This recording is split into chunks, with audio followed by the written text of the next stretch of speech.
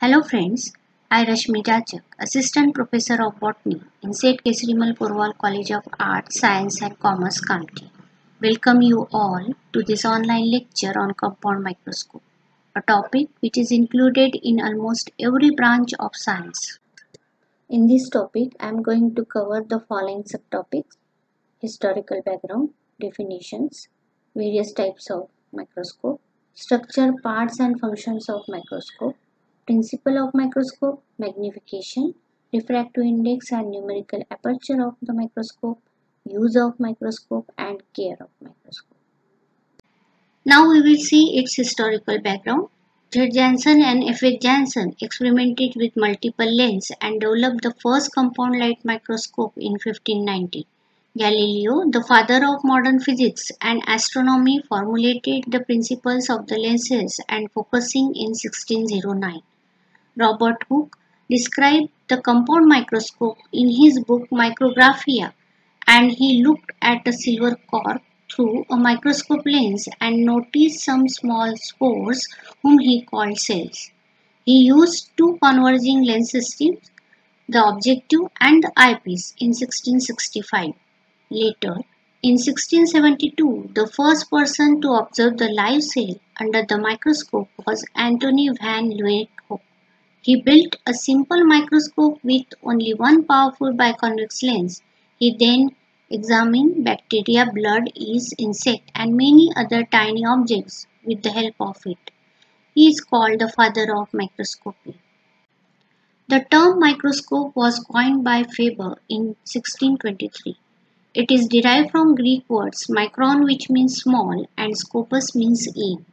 According to one definition, microscope is an instrument for viewing objects that are too small to be seen by the naked or unaided eye. According to the other, microscope is the instrument that uses a lens or a combination of lenses to magnify and resolve the fine details of an object. Let us now see what is microscopy.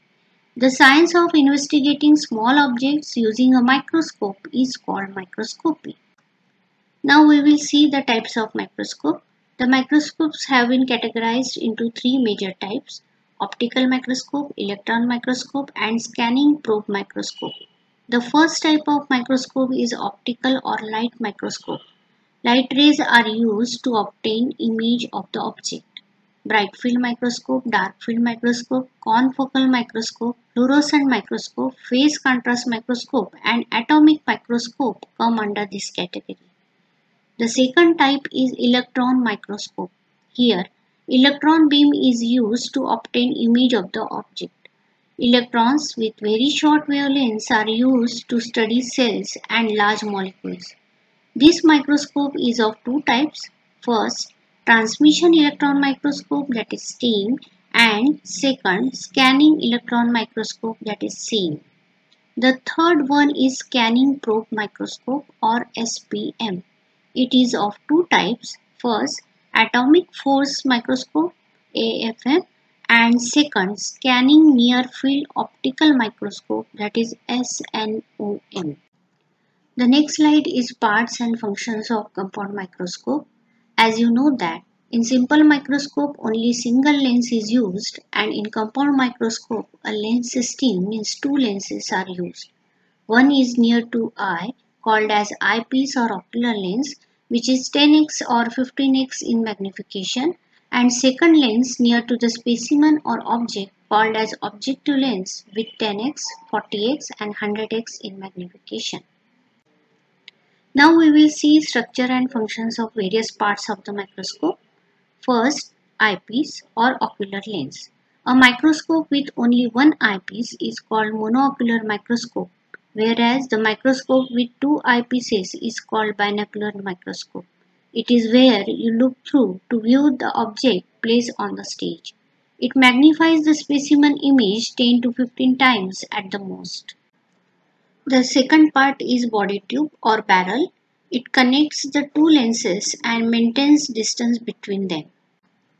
The third part is revolving nosepiece or objective changer. A movable set of 3 or 4 objective lenses is fixed into the revolving nosepiece at the lower end of the body tube and all are interchangeable. It holds the objective lenses and can be turned to increase the magnification. The next part is objective lenses. This is an important part of the microscope and it is close to the specimen or object.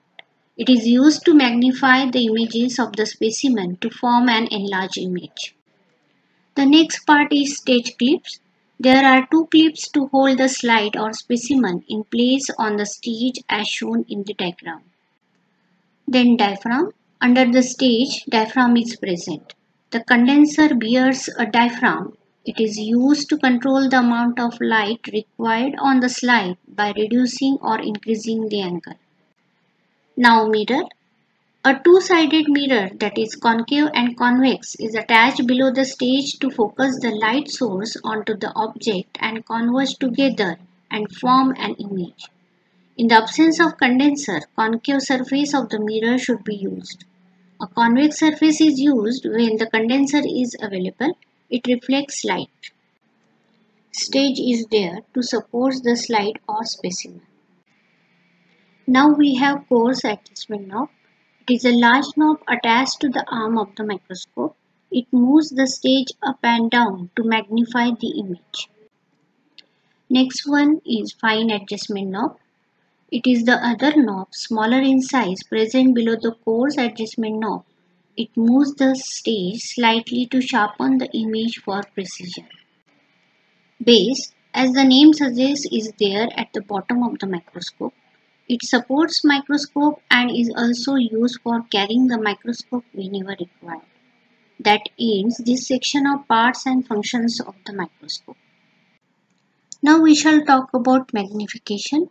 To determine the magnification, you just have to multiply the ocular lens by the objective lens. For example, ocular lens or eyepiece is 10x and objective lens is 40x.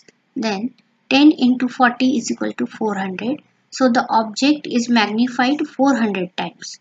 The ocular lens usually magnifies by 10x and objective lenses have their magnification written on them. Now we will see the principle of the compound microscope. This is a complex system of lens arrangement. It consists of two lenses, the objective lens close to the object to be observed and the ocular lens or eyepiece through which the image is viewed. The light from the source such as sun, lamp, electric bulb, etc. passes through a thin object. The objective lens produces a magnified real image of the object. The same image is again magnified by the ocular lens, that is eyepiece, to obtain a virtual image. As light passes directly from the source to eye through the two lenses, the field of vision is brightly illuminated. So the concept is that the specimens are seen because of their ability to change the speed and the path of the light passing through them. This ability is dependent upon the refractive index and the opacity of the specimen. Now we shall move on to refractive index. Refractive index is the light bending ability of a medium. As per another definition, it is the ratio of velocity of light in the air or in given medium. The refractive index is denoted by small n. It differs from medium to medium. Example, the refractive index of air is 1, water is 1.3, glycerol is 1.47 and oil is 1.52. The next slide is of numerical aperture. In microscopy, it is important because it indicates the resolving power of a lens. A lens with a larger numerical aperture will be able to visualize finer details than a lens with a smaller numerical aperture. In short, numerical aperture means light gathering capacity of the objective. The formula of numerical aperture is n sin alpha, where n is refractive index of the medium between the objective and object. As you know, the refractive index is different in air or in liquid. Alpha is aperture angle. It is half the opening angle of the objective as shown in the diagram. Now uses of compound microscope. Microscope is used for the following purposes: to visualize a wide range of specimens, to view bacteria and parasites, tissue analysis, examining forensic evidences, and medical diagnosis. Here are some examples of bacteria and microorganisms. Under the light microscope, the bacilli and cocci are seen. These are gram-positive and gram-negative bacteria as you observe in practicals. These are the some images from a compound microscope. The example is Clostridium, Spirogyra and the onion cells. Care of microscope to be taken as follows. Carry the instrument by the arm supporting it at the same time by placing the other hand under it. Do not subject the microscope to rapid changes of temperature. The slides of the rack and the pinion may be lubricated and cleaned occasionally by applying a small amount of paraffin oil or light grease and whipping it off. Do not lubricate the fine adjustment nor the teeth of either rack or pinion of coarse adjustment. Keep the microscope covered and protected from dust when not in use. Dust may be removed from lenses with a clean camel's hair brush.